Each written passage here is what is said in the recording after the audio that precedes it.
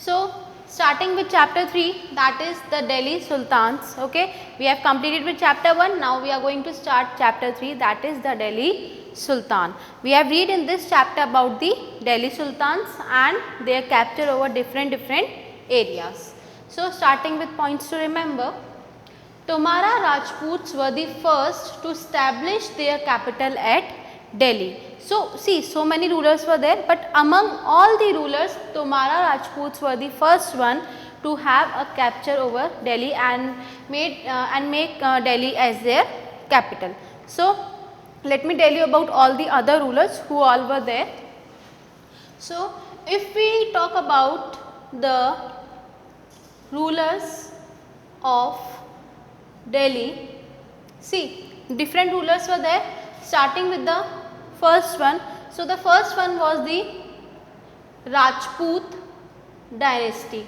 Okay, the rulers who belongs to the Rajput dynasty, and Tomara Rajputs are from the Rajput dynasty only. So Rajput dynasty, from which period to which period they ruled? From early 12th to 1192 they ruled, that is for around 27 to 30 years. Okay. Second one was Turkish rulers. Okay. Turkish rulers, again they have their own dynasty and they ruled from around 1206 to 1290. Okay, they ruled from about around 1206 to 1290, that is for around 84 years they ruled. You can see this chart in your book. 1 minute. Okay, you can see the chart in your book. It's there in your book. Open page number 31. It's there in chapter number 3. Okay, this whole chart is there, in which you will find different rulers and from which period to which period they all ruled. Okay, so early Turkish ruler ruled from 1206 to 1290, and then came Khalji dynasty, who ruled from about, then came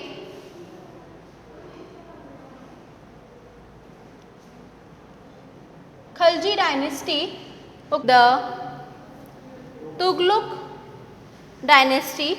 Okay, Tughlaq dynasty, they ruled for around 94 years, the maximum time period. Okay. Coins minted in Delhi during 12th century were known as Delhi Wal. Okay, so the coins which were meant in the 12th century, they came to be known as Delhi Wal. Okay, you can see these type of coins were being minted. Okay, through coins, inscriptions and manuscripts, historians comes to know about the Delhi Sultans. Now see, there were different sources through which Delhi Sultans comes to know about the different things. See, coins were there, manuscripts were there, okay, inscriptions were there, and other documents were also there which were being kept in the archive. Moving to the next point. Persian was the language of administration under the Delhi Sultan. Which language was used by the Delhi Sultans? Persian. To feed the large number of soldiers, harsh taxes were imposed on peasants, and according to cycle of justice, it was important to keep the interests of the peasantry in mind. Now see, to feed the large number of soldiers, harsh taxes were imposed on peasants. Let me tell you, see, somewhere the Delhi Sultans were exploiting the peasants. So how they were exploiting the peasants? See, they were exploiting the peasants by taking high amount of tax, okay, and half of their production also they were taking from them. Okay, so somewhere they were exploiting the peasants. For example, see, kings were there, okay, soldiers were there, and peasants were there. Okay, so what kings were doing? They were taking high amount of taxes from the peasants, and this amount they were giving to the soldiers as their salaries. Okay, and just for their benefits, their revenue, okay, to have a large army, what they did, they start taking their production also. Okay, so you can see they were taking taxes, additional taxes beside the production. Okay, so somewhere what kings were doing, they were exploiting the peasants. Okay, they were exploiting the peasants. Now see, according to cycle of justice, kings have to think about the soldiers also and about the peasants also. Okay, they should not be there that just for the benefits of soldiers, just to have protection of the soldiers in his kingdom, he will exploit the peasants. Okay, so cycle of justice were there. Cycle of justice I am going to explain you through a answer. So moving to the next point, garrison town, a fortified settlement with soldiers. Okay, okay, a secured place, okay, for soldiers where no one can harm them. Okay, so what is a garrison town? Garrison town, it is a fortified settlement with soldier. Okay, you can mark this on page number. You can mark this on page number 34. Okay, open page number 34 of your book. The definition has been given there. Garrison town and hinterlands, both the definitions are there on page number 34. Hinterlands, the lands adjacent to a city or fort that supply it with goods and services. Okay, now what was hinterland? Okay, hinterlands were the areas which was connected to the port. So that areas were supplying the other areas with the goods and services. Okay, like for example, at Delhi, they made Delhi as their capital, and what they did, they made Delhi their capital and आसपास वाले areas were the hinterlands because they were getting the goods and services from there. Okay, they were getting the goods and services from there. Okay, so hinterlands are the lands adjacent to a city or port that supply it with goods and services. Next, Alauddin Khalji's administrative measures were quite successful and chroniclers praised his reign, whereas Tughlaq's administrative measures were a failure. Okay, now see, they were also a part of Delhi Sultanate, the rulers who ruled over Delhi. So basic difference were there in their ruling category. Okay, now what kind of differences were there? Why chroniclers praised Alauddin Khalji's time period and why they criticized Tughlaq's administrative measures? Let me tell you. See, different they both have ruled over their territories in a very different way. How they have ruled? See, if we talk about Khalji, Alauddin Khalji, see, and Tughlaq, okay, they both have their own territories and how they ruled over it.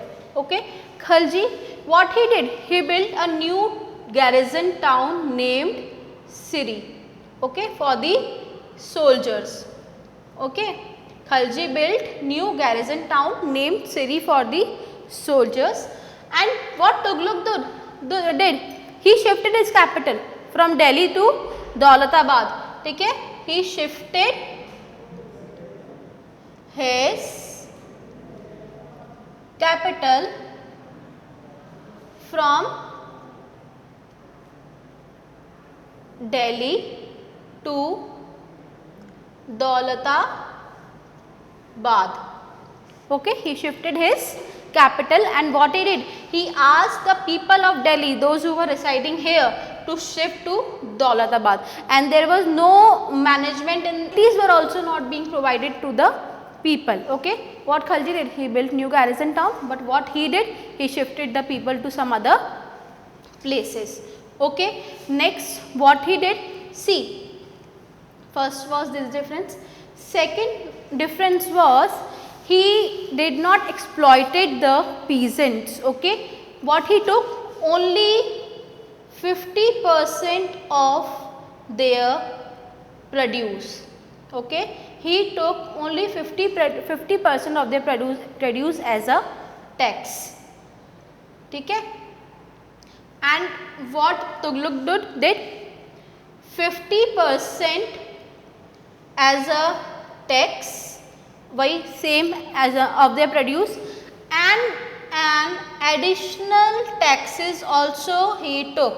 Okay, additional taxes also he took from the peasants. So somewhere what he did, he exploited peasants just for the sake of having a large army. But what he did, he kept in mind the benefits of peasants also and the benefits of soldiers also. Okay, so somewhere he don't exploited the people also, because he never shifted them to some other place. He built new garrison town for the soldiers. And what he did, he exploited the people also. He shifted the people from their residence to some other places where facilities were not there. Second, he did not exploited the peasants just for the sake of soldiers. He thought in both the ways, for the peasants also and for the soldiers also. And what he did, again he exploited the peasants, 50% of as a tax of their produce and an additional taxes also, and this led to a great rebellion. Okay, peasants rebelled against Tughlaq. So this is the reason why chroniclers praised Khalji's period and criticized Tughlaq's time period. Now moving to the next point, Razia Sultan was the first female who became the Sultan, and everyone opposed this decision of Iltutmish. Okay, see why Razia Sultan was the first female? Because see, she was having brothers also, but according to Iltutmish, okay, and according to Menaj Siraj, the chronicler, they observed that her brothers were not that much capable, and that is the only reason they made Razia Sultan as the Delhi Sultans. Okay, she was being higher to the throne. Now moving to the internal questions. Open up your book everyone. Okay, open up your book. So the first question is define gender distinctions. For this, open page number 33. Okay, open page number 33. It's there in the pink box. It has been given.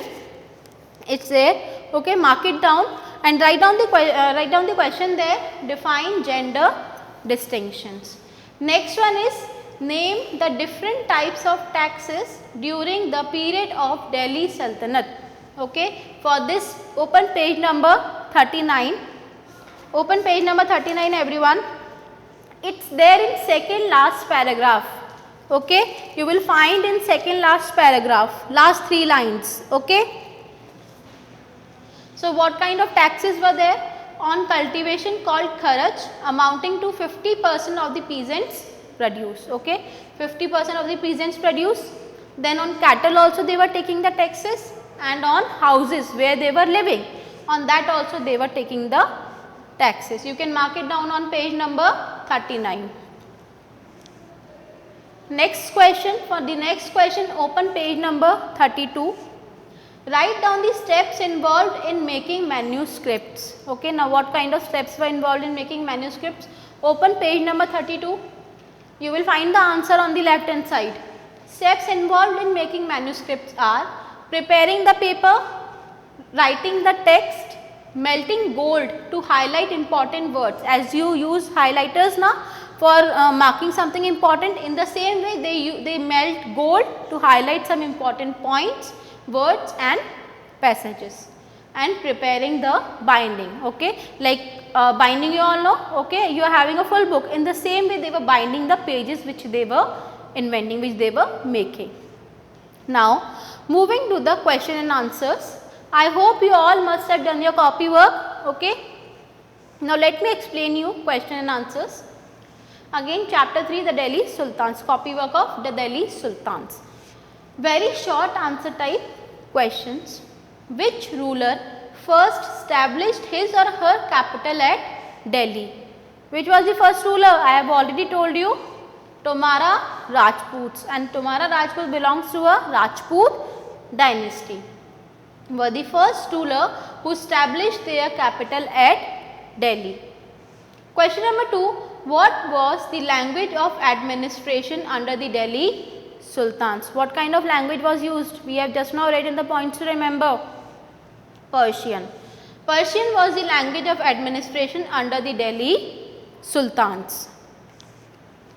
Question number 3. In whose reign the Sultanate reached its farthest extent? The maximum time period I have told you. Yes, 5 dynasties were there. First one was the Rajput dynasty. They ruled for about 27 to 30 years.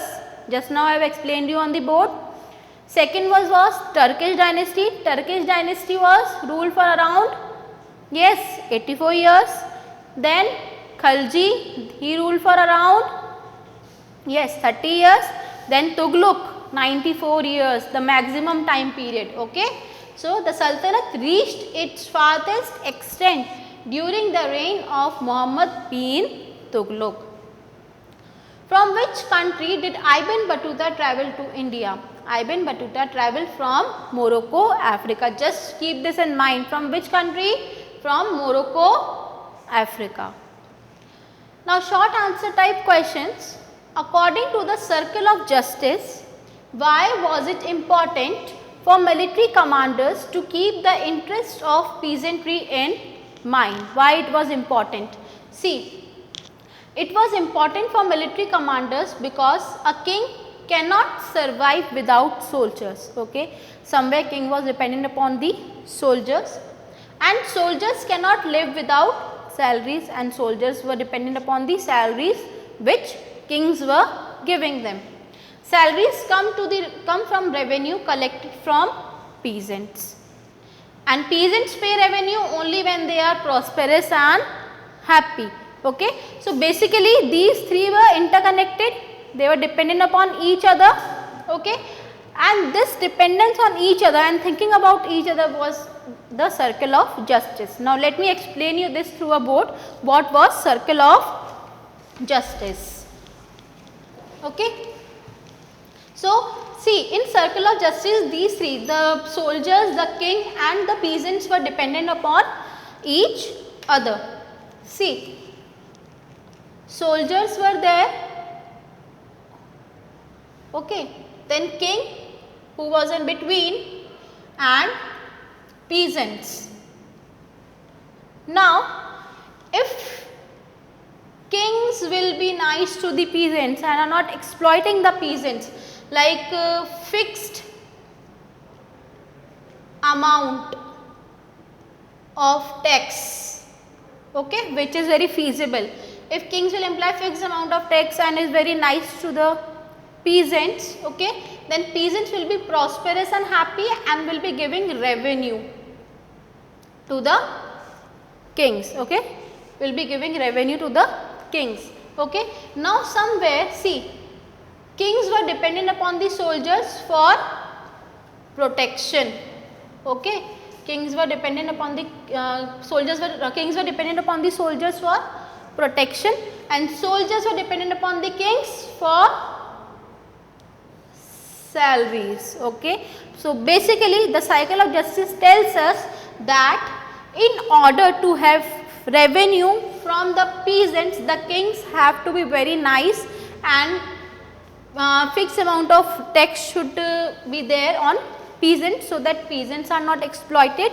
Okay. So, after that, if the peasants will be prosperous and happy, they will be giving a good amount of revenue to the kings, which kings will be passing to the soldiers as salaries and will be getting protection in their kingdom through soldiers. So, this was the cycle of justice in which kings have to think in both the ways, towards the peasants also and towards the soldiers also. Now, moving to the next answer, question number 6. What is meant by the internal and external frontiers of the Sultanate? The internal frontier means the hinterlands of the garrison town, and the external frontier means the areas beyond the hinterlands of the garrison town. Question number 7. What was the impact of Mongol invasions on the Delhi Sultanate? Now, when Mongols are threatening the Delhi Sultans, what was their impact? The impacts of the Mongol invasions were the rulers of Delhi Sultanate raised a large standing army, and for raising the large standing army, some rulers exploited the peasants and people. To feed the large number of soldiers, harsh taxes were imposed on peasants, and generally this thing was done by whom? By Tughlaq. Okay, I have just now told you on the board.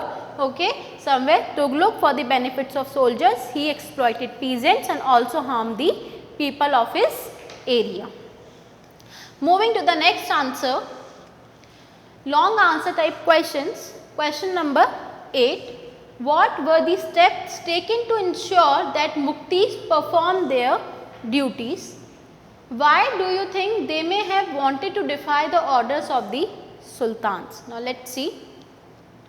The steps taken were, accountants were appointed by the state to check the amount of revenue collected by the Muktis. Okay, accountants were appointed, like for example, a whole kingdom was there, and in that kingdom different parts were given to the different Muktis. Okay, different lands were given to different Iqtadar. Iqtadars or Muktis is the same person, and above Iqtadars, Delhi Sultans appointed accountants, okay, to check whether they are taking appropriate amount of revenue or not. It was also taken care that he kept only the required number of soldiers.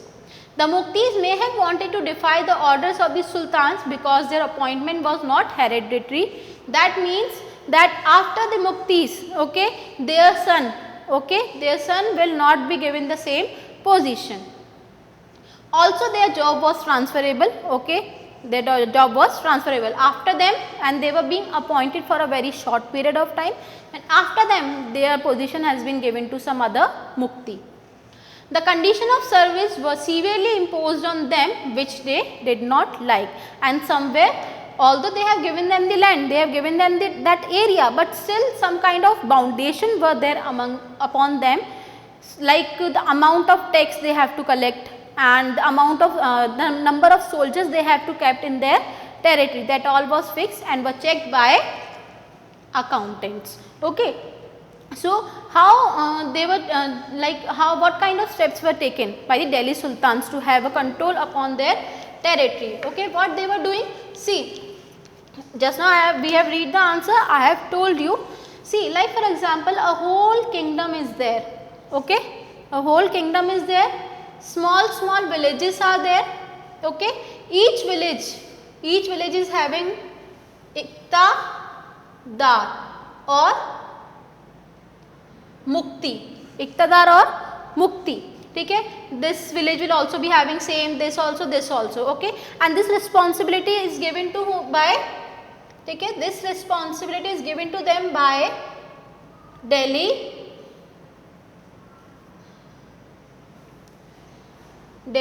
Sultan, those who were there at that particular period, in that particular period of time. Okay, they were having the responsibility, they were having like the amount of revenue which they were collecting from their Iqta, from this territory, their territory, they were keeping that amount as their salary. ठीक है, वो इन लोगों के पास ही रहता था as their salary. That part was not taken by the Delhi Sultans, but what was there?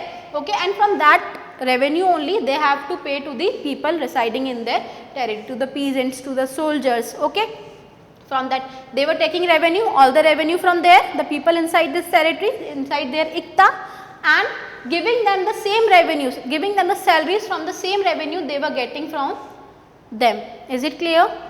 Now what was there? All together, okay, upon every Iqta and upon every Iqta there, an accountant was appointed. Okay, accountant was appointed. Now why accountant was appointed?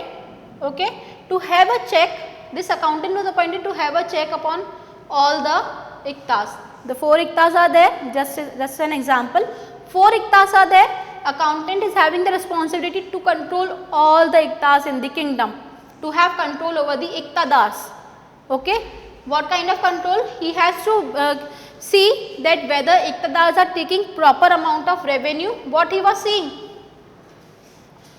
Proper amount of revenue.